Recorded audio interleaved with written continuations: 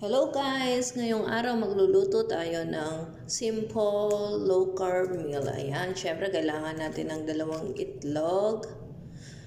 Ilagay natin sa maliit na bowl.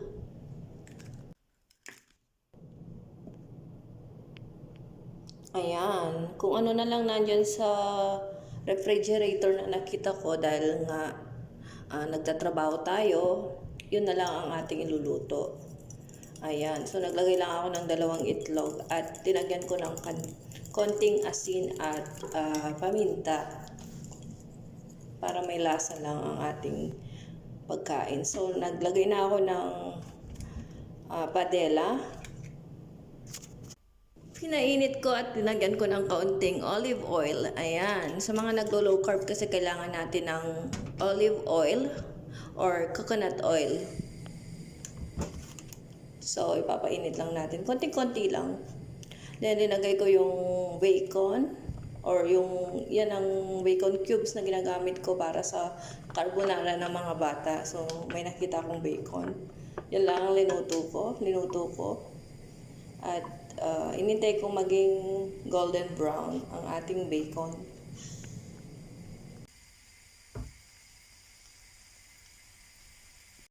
So, ayan na. Habang iniintay natin maging golden brown ang ating bacon, ilalagay na natin ang ating itlog.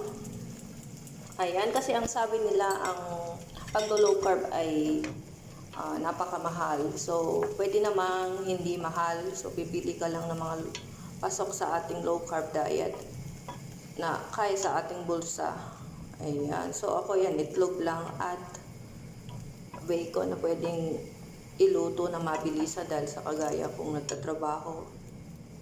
Yan na lang ang pwedeng iluto. So, ayan lang. Napakasimple lang. I-mix lang at i-mix hanggang sa maluto. Ayan na.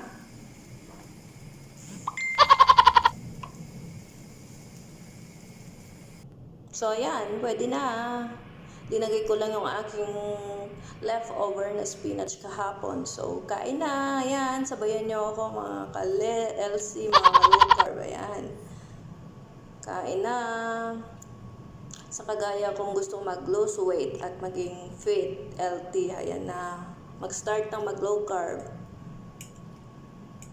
Ciao!